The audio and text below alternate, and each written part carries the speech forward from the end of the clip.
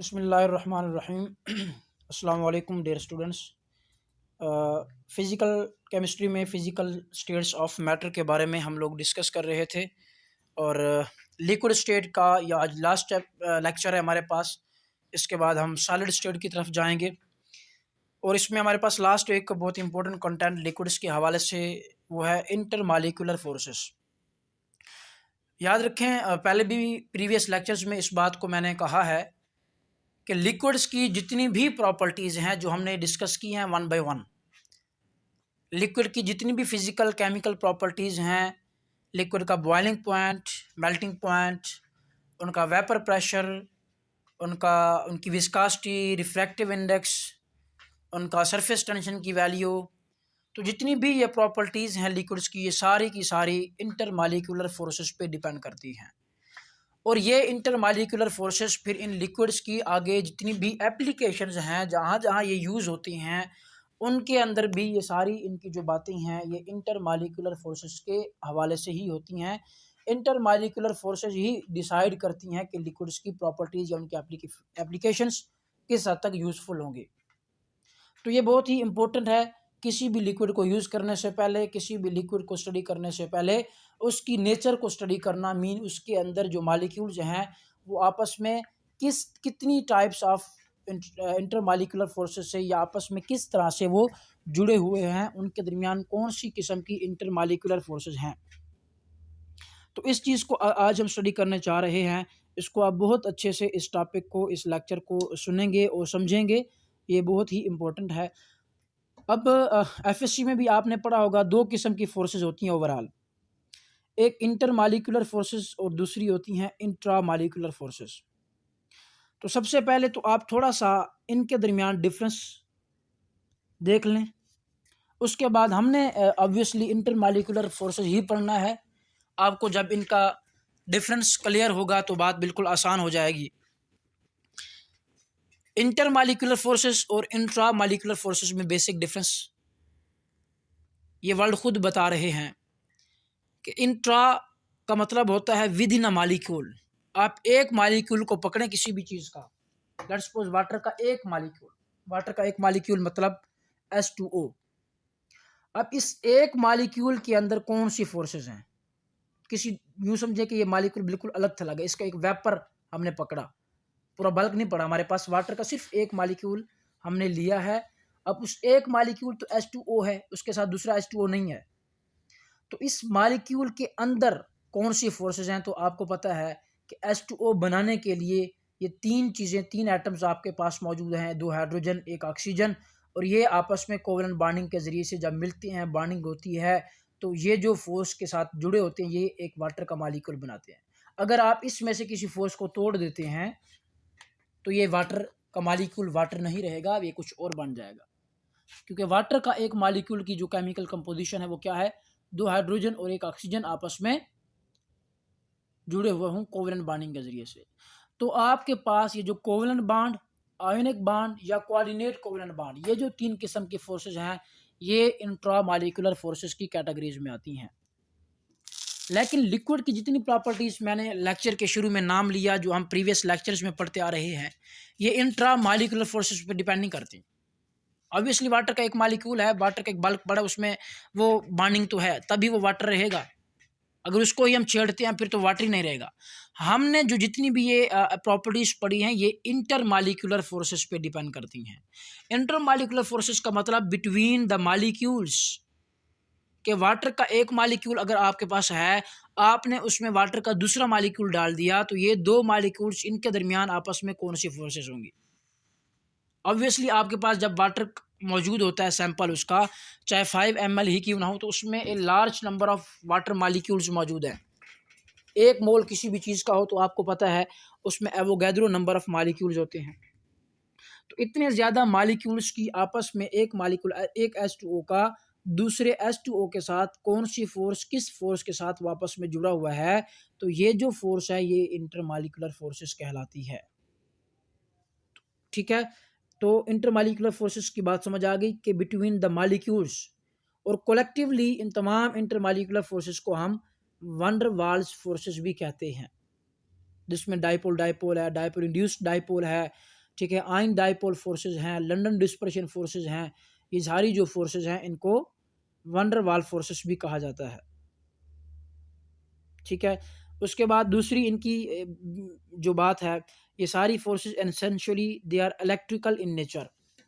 इसका ये मतलब है कि जिन मालिक्यूल्स के दरमियान कोई सी भी ये फोर्स अगर पाई जाती है, जिनको हम डिटेल में वन बाय वन आगे स्टडी करेंगे, तो ये इलेक्ट्रिकल इन नेचर है, मतलब पॉजिटिव और नेगेटिव चार्ज बनेगा, चार्ज सेपरेशन होगी, इलेक्ट्रोस्टैटिक अट्रैक्शन होगी किसी भी तरह से, and result from the attraction of charges of opposite sign. वही बात है कि इसमें एक तरफ से पॉजिटिव चार्ज आ जाएगा, दूसरे पे नेगेटिव चार्ज होगा। अब इस फिर चार्ज की टाइम की बेस पे, उस चार्ज की स्ट्रेंथ की बेस पे हम डिफरेंट कैटेगरीज में कैटेगराइज करते हैं। कोई परमानेंट चार्ज के दरमियान फोर्स हो जाती है, कोई आर्जी चार्ज बन जाता है, कोई मोमेंटरी चार्ज होता है। लेकिन एक बात इन सब में कॉमन है, जितनी भी आगे हम चाहे नॉन पोलर के दरमियान अट्रैक्शन भी पढ़ेंगे, उसमें चार्ज मौजूद होगा। अपोजिट साइन के दरमियान, अपोजिट साइन रखने वाले चार्जेस के दरमियान जो अट्रैक्शन की फोर्स है बेसिकली वो वंडर वाल फोर्स बनाती है, वही इंटरमॉलिक्यूलर फोर्सेस हैं लिक्विड्स के अंदर। तो ये आपको ये सारा बेसिक चीज़ इसमें बात की समझ आ गई। अब हम one by one in forces को स्टडी करते हैं।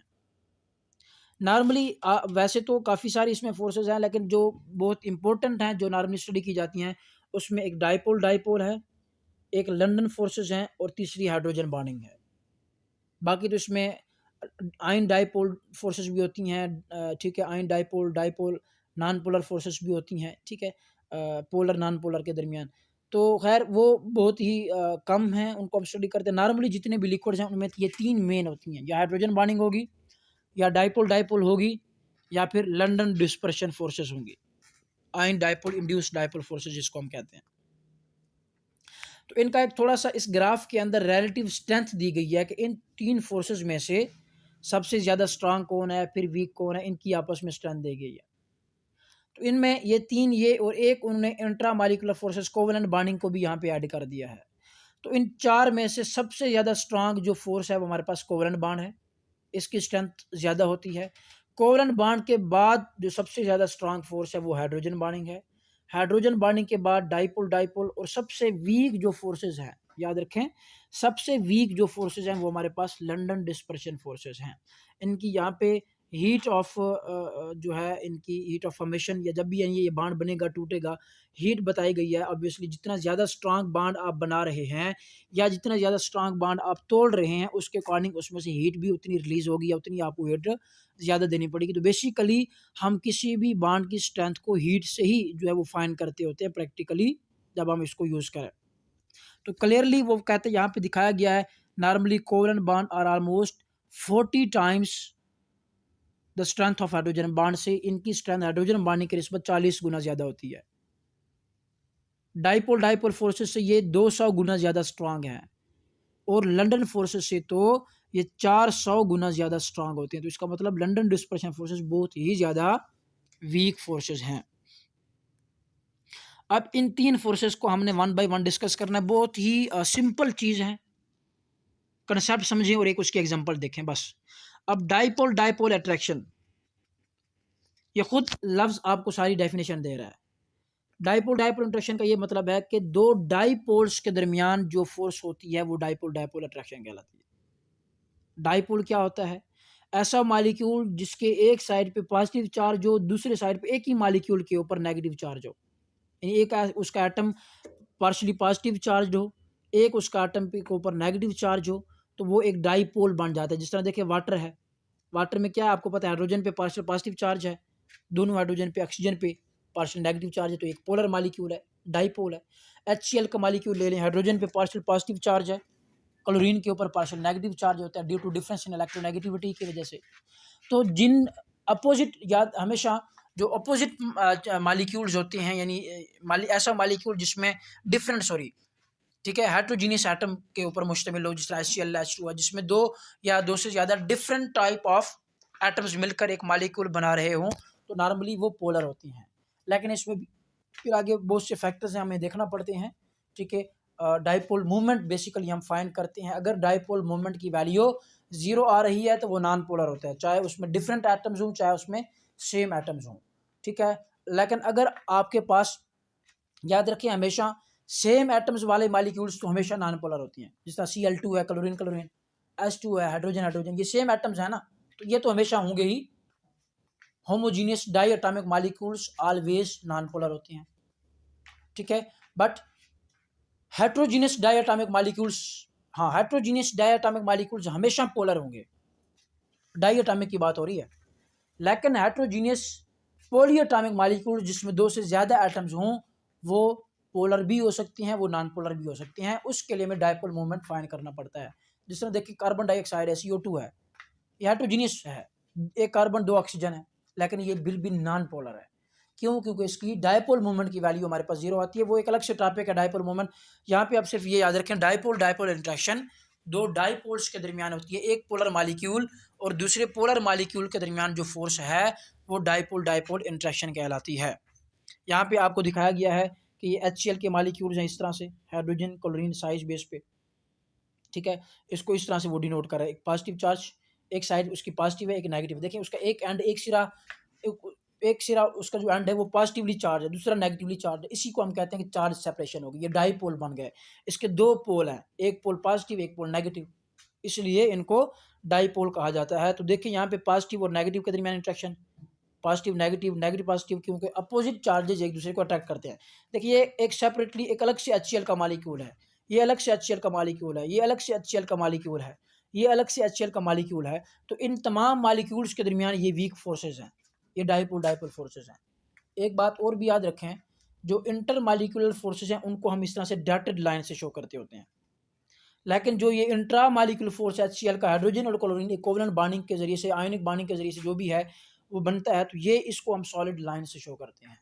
तो ये एक डिफ्रेंशिएशन भी है कि अगर तो आपके पास सॉलिड लाइन दिखाई गई है तो मतलब वो इंट्रा मालिक्यूलर फोर्स है, वो ट्रू बॉन्ड है, वो कोवलेंट कोऑर्डिनेट कोवलेंट या आयनिक बॉन्ड में से कोई एक है।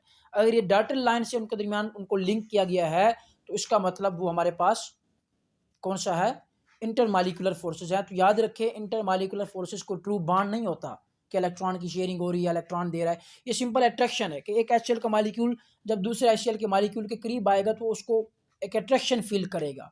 जिस तरह आप मैग्नेट को करीब लेकर जाएं किसी आयरन की चीज़ के साथ, वो उसको अट्रैक्ट करता है अपनी तरफ। अगर उसके साथ आप उसको बिल्कुल चिप ना भी चिपकाएं तो भी एक अट्रैक्शन की फोर्स उसके दरमियान होती है। अब दरमियान में आपको कोई ऐसी चीज़ तो नज़र नहीं आ रही होती जो उसकी फोर्स को वहाँ तक पहुँचा रही हो, कोई रस्सी हो, कोई बांड हो। तो यही बात है यहाँ पे कि इंटर मालिकुलर जो फोर्सेज हैं, ये वाली वंडर वाल फोर्सेज, ये सिर्फ अट्रैक्शन होती हैं, ये कोई ट्रू बॉन्ड नहीं होता। दूसरी है हमारे पास लंदन डिस्पर्शन फोर्सेस, ये नॉन पोलर्स के दरमियान होती है। दूसरी पीक पॉइंट पे चले जाएं, दो नॉन पोलर मालिक्यूल्स के दरमियान जो फोर्स होती है वो क्या कहलाती है, लंदन डिस्पर्शन फोर्सेस। अब यहाँ पे एक हमारे पास नॉन पोलर का ये मतलब होता है कि उसके ऊपर कोई चार्ज नहीं होता, ना पॉजिटिव है कि एक सिरा उसका पॉजिटिव एक नेगेटिव हो। देखिए जिस तरह हाइड्रोजन का मालिक्यूल है उसमें दो hydrogen atom H, hydrogen atom दूसरे हाइड्रोजन आटम से मिला है, कोई उनके दरमियान इलेक्ट्रोनेगेटिविटी की डिफरेंस नहीं है। अच्छा फिर आपको ये भी पता है कि ये चार्ज सेपरेशन क्यों आती है, एक एटम पे पॉजिटिव क्यों आता है दूसरे पे नेगेटिव क्यों आता है, तो ये इलेक्ट्रोनेगेटिविटी की डिफरेंस की वजह से। जो जिसकी इलेक्ट्रोनेगेटिविटी ज़्यादा होती है वो उस इलेक्ट्रॉन डेंसिटी को अपनी तरफ अट्रैक्ट कर लेता है, जिससे उस पर पार्शल नेगेटिव चार्ज आ जाता है, ठीक है। अगर कंप्लीट इलेक्ट्रॉन ले ले बॉन्ड टूट जाए तो फिर तो वो एनायन बन जाएगा ना, उस पर मुकम्मल तौर पे हम नेगेटिव चार्ज लिखेंगे। ये पार्शियल नेगेटिव चार्ज का मतलब इलेक्ट्रॉनिक डेंसिटी का रुजू उसकी तरफ थोड़ा सा ज़्यादा है, इसका ये मतलब हरगिज़ नहीं है कि वो इलेक्ट्रॉन उधर ही चलेगा। अब जो जिसके इलेक्ट्रोनेगेटिविटी ज़्यादा वो पार्शियल नेगेटिव चार्ज बन जाता है, जिसकी कम वो पार्शियल पॉजिटिव चार्ज बन जाता है।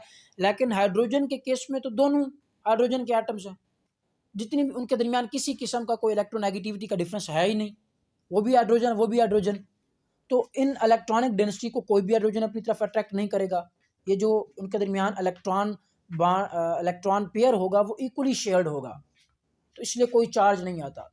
लेकिन शुरू में हमने बात की कि इंटरमालिकुलर फोर्सेस जो हैं ये सारी चार्ज सेपरेशन की वजह से होती हैं, अपोजिट चार्जेस अब एक दूसरे को अट्रैक्ट करते हैं। यहाँ पे तो चार्ज ही नहीं है, तो फिर फोर्स कैसे आ जाएगी, फिर फोर्स ऐसे आएगी, चार्ज बनाना है कि जब एक हाइड्रोजन का मालिक्यूल के करीब दूसरे हाइड्रोजन का मालिक्यूल आएगा। देखिए यहाँ पे उसने हीलियम की बात की, चलें एक हीलियम का मालिक्यूल है, ये एक दूसरा हीलियम का मालिक्यूल है, हीलियम वैसे मोनोएटॉमिक मॉलिक्यूल होता है, तो एक हीलियम का एटम भी है, इसको मॉलिक्यूल भी कह सकते हैं, ठीक है। ये दोनों ये नॉन पोलर हैं। अब ये हीलियम का मॉलिक्यूल जब इसके करीब आएगा तो आपको पता है कि हीलियम के वैलेंस शेल में जो इलेक्ट्रॉन्स मौजूद होते हैं वो मूव कर रहे हैं। इसके इलेक्ट्रॉन्स जब यहाँ पे मूव करते हुए इस तरह मूव करते रहते हैं, यहाँ पे आएंगे तो यहाँ पे भी इलेक्ट्रॉन आ रहे हैं, इसके भी इलेक्ट्रॉन मूव कर रहे हैं। तो ये इलेक्ट्रॉन नेगेटिव नेगेटिव एक दूसरे को क्या करेंगे, रिपेल करेंगे, रिपल्शन होगी, जिससे क्या होगा कि ये नेगेटिव चार्ज इधर चला जाएगा, इधर क्या आ जाएगा, थोड़ा सा जो इलेक्ट्रॉनिक डेंसिटी है वो इधर को ये घुमा देगा और यहाँ पे पॉजिटिव चार्ज आ जाएगा। इसी तरह इधर नेगेटिव और पॉजिटिव इसका दूर चला जाएगा, अपोजिट चार्जेस दूर चले जाएंगे, सेम चार्जेस रिपेल करेंगे, दूर चले जाएंगे और अपोजिट चार्जेस करीब आ जाएंगे। लेकिन ये जो काम होगा एक मोमेंट के लिए होगा, ये मोमेंटरली आप कहते हैं कि उसके ऊपर चार्ज जो है वो इंड्यूस हुआ, इसलिए हम इसको instantaneous dipole induced dipole force कहते हैं। एक आपके पास डाइपोल इंस्टेंटेनियसली एक लम्हे के लिए एक डाइपोल बनता है, वो परमानेंट डाइपोल नहीं होता। हीलियम का मॉलिक्यूल जो है वो डाइपोल नहीं है, वो नॉन पोलर है, लेकिन दूसरे हीलियम एटम के मॉलिक्यूल की मौजूदगी की वजह से उसके ऊपर एक लम्हे के लिए डाइपोल आ गया, वो चार्ज सेपरेशन हो गई। लेकिन चूंकि इलेक्ट्रॉन मूव करते रहते, फिर इलेक्ट्रॉन यहाँ पे जब वापस आ जाएंगे, इधर आ जाएंगे, तो वो फिर उसका डाइपोल खत्म हो जाएगा, फिर अगले लम्हे दोबारा वो डाइपोल बन जाएगा। तो ये एक काम चलता रहता है। जैसे ही नेगेटिव नेगेटिव के करीब आएंगे, ठीक है, तो उसको रिपेल कर कर डाइपोल बना देंगे, जब दूर जाएंगे तो फिर वो वापस नॉन पोलर बन जाएगा। तो इसको कहते हैं इंस्टेंटेनियस डाइपोल। अब ये इंस्टेंटेनियस डाइपोल जब किसी दूसरे नॉन पोलर हीलियम के करीब जाएगा तो उसके अंदर अपनी पोलैरिटी इंड्यूस कर देगा, वो इंड्यूस्ड डाइपोल बन जाएगा। अब एक हमने पहले पढ़ी डाइपोल डाइपोल के दरमियान इंटरेक्शन, वो परमानेंट डाइपोल थे बाय डेफिनेशन, बाय नेचर वो डाइपोल थे। इनको हमने डाइपोल बना दिया है ज़बरदस्ती, एक इंस्टेंटेनियस डाइपोल बना और दूसरा इंड्यूस्ड डाइपोल बना। अब दोनों डाइपोल बन गए, चाहे आरजी सही, लेकिन डाइपोल तो हैं। अब इनके दरमियान जो फोर्स ऑफ अट्रैक्शन होगी ये कहलाती है लंदन डिस्पर्शन फोर्स। इसीलिए ये वीक, वो सबसे ज़्यादा वीक है। क्यों? क्योंकि इसमें जो है वो आरजी तौर पर डाइपोल हमने बस दिखाने के लिए बना दिए, तो आरजी चीज़ पायदार नहीं होती, ठीक है, तो वो दूसरे लम्हे में, इसलिए ये सबसे वीक फोर्स होती है। ये आपको दिखाई गई है वो हीलियम एटम की जो फोर्स है, मोमेंटली फोर्स है, चेंज जैसे ही वो होगा वो दोबारा ये फिर लंदन फोर्स ख़त्म हो जाती है, अगले लम्हे ये फिर बन जाती है, इसलिए सबसे वीकेस्ट है।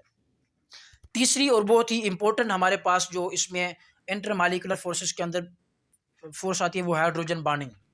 वाटर के अंदर हाइड्रोजन बॉन्डिंग है। कोवेलेंट बॉन्डिंग के बाद या इंटरमॉलिक्यूलर फोर्सेस में जो सबसे ज़्यादा स्ट्रांग फोर्स है वो हाइड्रोजन बॉन्डिंग है। इंटरमॉलिक्यूलर में से हाइड्रोजन बॉन्डिंग, कौन से मॉलिक्यूल्स हाइड्रोजन बॉन्डिंग शो करेंगे? सारे करेंगे? नहीं। जिनके दरमियान इलेक्ट्रोनेगेटिविटी का डिफरेंस हो। तो क्या जिनके दरमियान इलेक्ट्रोनेगेटिविटी का डिफरेंस हो वो सारे हाइड्रोजन बॉन्डिंग शो करेंगे? नहीं, फिर भी नहीं। इसके लिए दो कंडीशंस हैं, दो रिक्वायरमेंट्स हैं हाइड्रोजन बॉन्डिंग शो करने के लिए। पहली ये है कि ये जो हाइड्रोजन बॉन्डिंग है ये उन मॉलिक्यूल्स के दरमियान होगी कि जिन मॉलिक्यूल्स में हाइड्रोजन एटम मौजूद हो। एक हाइड्रोजन का होना ज़रूरी है, ठीक है, वो मॉलिक्यूल्स जिनमें वो कहता है कि कोवेलेंट बॉन्ड हो हाइड्रोजन एटम और हाइड्रोजन के साथ दूसरा एटम या ऑक्सीजन हो या फ्लोरीन हो या नाइट्रोजन हो। क्यों? ये जो तीनों एटम्स की बात की गई है, these are most electronegative atom, सबसे ज़्यादा फ्लोरीन, फिर ऑक्सीजन, फिर नाइट्रोजन। बाकी भी हैं, इलेक्ट्रोनेगेटिविटी का डिफरेंस हो जाता है लेकिन इतना नहीं होता। तो ये चार एटम्स होने चाहिए। हाइड्रोजन का होना कंपलसरी है, उसके अलावा इन तीन में से कोई एक हो। जिस तरह वाटर में एक हाइड्रोजन और एक ऑक्सीजन है, अमोनिया के अंदर हाइड्रोजन और नाइट्रोजन है, ठीक है, बात समझ आ रही है। इसी तरह HF के अंदर हाइड्रोजन और फ्लोरीन है, तो HF के मॉलिक्यूल्स के दरमियान, वाटर के मॉलिक्यूल्स के दरमियान, अमोनिया के मॉलिक्यूल्स के दरमियान हाइड्रोजन बॉन्डिंग होगी। तो एक हाइड्रोजन का एटम हो, दूसरा आपके पास इन तीन फ्लोरीन, ऑक्सीजन और नाइट्रोजन में से कोई एक एटम हो, तो ये आपस में ये वाले मॉलिक्यूल्स जो इन एटम से मिलकर बने होंगे वो आपस में हाइड्रोजन बॉन्डिंग को शो करेंगे। दूसरी रिक्वायरमेंट कि interaction of the hydrogen atom in this kind of polar bond with a lone pair of electron on a nearby atom like fluorine, oxygen या नाइट्रोजन। दूसरा ये भी है कि ये जो hydrogen partially positive charge hydrogen है ये दूसरे हाईली इलेक्ट्रोनेगेटिव एटम जो ऑक्सीजन है, नाइट्रोजन है, फ्लोरीन है, उनके लोन पेयर के साथ इंटरेक्ट करेगा, ठीक है। तो ये दो रिक्वायरमेंट्स हैं, यहाँ पे आपको दिखाया गया है कि ये वाटर का मॉलिक्यूल है, ये दूसरे वाटर का मॉलिक्यूल है। तो देखें ये जो हाइड्रोजन का पार्शियल पॉजिटिव चार्ज है ये उस ऑक्सीजन के साथ इंटरेक्ट कर रहा है, उसके जिस पे लोन पेयर है, लोन पेयर और इसके दरमियान आपस में इंटरेक्शन आ रही है, ठीक है। तो ये जो फोर्स है यहाँ पे दिखाई गई है, NH3 अमोनिया के अंदर हाइड्रोजन बॉन्डिंग और वाटर के अंदर हाइड्रोजन बॉन्डिंग आपको दिखाई गई है। तो ये सिंपल बेसिक हमने तीन इसमें फोर्सेस पढ़ी हैं इंटरमॉलिक्यूलर फोर्सेस के हवाले से, इसको आप लोग देख लेंगे। फिर ये थोड़ी सी एप्लीकेशंस हैं, ये दिखाई गई है कि वाटर के अंदर हाइड्रोजन बॉन्डिंग जो छठा ग्रुप है उसके अंदर हाइड्रोजन बॉन्डिंग, और इसी तरह ये चौथे ग्रुप के अंदर हाइड्रोजन बॉन्डिंग के साथ उसकी बॉइलिंग पॉइंट्स को दिखाया गया है। क्योंकि हाइड्रोजन बॉन्डिंग मैंने अभी कहा कि जितनी भी लिक्विड्स की प्रॉपर्टीज़ हैं वो इन्हीं फोर्सेस पे डिपेंड करती हैं। जितनी किसके अंदर स्ट्रांग फोर्स होगी हाइड्रोजन बॉन्डिंग ज़्यादा होगी, ठीक है। जिस तरह यहाँ पे दिखाया गया, देखे ना, वाटर का बॉइलिंग पॉइंट 100 डिग्री है, उसी ग्रुप का उससे नीचे वाला H2S उसका बॉइलिंग पॉइंट 0 से भी कम है। इतना डिफरेंस क्यों आ रहा है? डिफरेंस इसलिए कि वाटर के मालिक्यूल्स के दरमियान हाइड्रोजन बॉन्डिंग होती है। तो वो हाइड्रोजन बॉन्डिंग की वजह से मालिक्यूल्स वाटर के बिल्कुल एक दूसरे के करीब होती हैं, स्ट्रांग फोर्स है, एक एक्स्ट्रा फोर्स आ गई उनके दरमियान हाइड्रोजन बॉन्डिंग की, जो उनको स्ट्रेंथ कर रहा है। तो इसलिए वहाँ से उसको बॉयल करना, मालिक्यूल्स को सेपरेट करना, वेपर्स में चेंज करना ज़्यादा मुश्किल है, हमें ज़्यादा टेम्परेचर देना पड़ता है। तो ये डायरेक्टली इस बॉइलिंग पॉइंट का एक हमने बात की, इस प्रॉपर्टी का रिलेशन किसके साथ है? हाइड्रोजन बॉन्डिंग के साथ, ठीक है। उसके बाद ये सारी उसकी प्रॉपर एप्लीकेशन दिखाई गई हैं, ठीक है। ये वाटर के आइस के अंदर हाइड्रोजन बॉन्डिंग दिखाई गई है, ठीक है जी। अच्छा जी, तो इसके बाद लास्ट में ये समरी दी गई है आपको इंटरमॉलिक्यूलर फोर्सेस की टाइप्स टोटल, ठीक है। इसमें मेटालिक एलिमेंट्स, डैमेज सब्सटेंस किसकी सब होगी, मेटालिक होगी सब्सटेंस की नेचर पे, तो उनके दरमियान मेटालिक बॉन्ड होगा। तो ये अलग से बातें, इसको हमने वो देखना है। डायमंड्स के अंदर कोवलेंट बॉन्ड है, बाकी जो नॉन मेटल है उनके अंदर लंडन फोर्सेस, नॉन मेटल्स में सारी लंडन फोर्सेस हैं क्योंकि वो नॉन पोलर होती हैं। आयनिक कंपाउंड्स के अंदर आयनिक बॉन्ड्स हैं। मालिक्यूलर कंपाउंड्स के अंदर, उसमें मालिक्यूल्स के अंदर अगर ऑक्सीजन, हाइड्रोजन, नाइट्रोजन या ये चीज़ मौजूद है तो फिर उसके अंदर क्या होगी, ये अगर मालिक्यूल्स मौजूद हैं तो अगर यस तो हाइड्रोजन बॉन्डिंग होगी, अगर इनमें से कोई नहीं है तो फिर या लंडन फोर्स होगी या फिर सिमेट्रिक अनसिमेट्रिक पोलर बॉन्डिंग होगी। अब इसके अंदर मतलब अगर arrangements of polar bonding symmetric या अनसिमेट्रिक है तो उसका अगर सिमेट्रिक है तो लंडन फोर्सेस होगी, एसिमेट्रिक है यानी सिमेट्रिक का मतलब जो चेंज होता रहे, जो मोमेंट्री हमने बात की। तो ओवरऑल ये इसकी एक समरी है ओवरऑल इंटरमॉलिक्यूलर फोर्सेस की। आप इन तीन फोर्सेस को ही स्टडी कर लें जो मेन है, जिसको हमने डिटेल में डिस्कस किया है, London forces, dipole dipole forces और हाइड्रोजन बॉन्डिंग, और इनकी एप्लीकेशंस और यूजेस को देख लें। तो यहाँ पे आपका जो लिक्विड स्टेट ऑफ मैटर है वो यहाँ पे ख़त्म होती है। नेक्स्ट इंशाल्लाह हम सॉलिड स्टेट को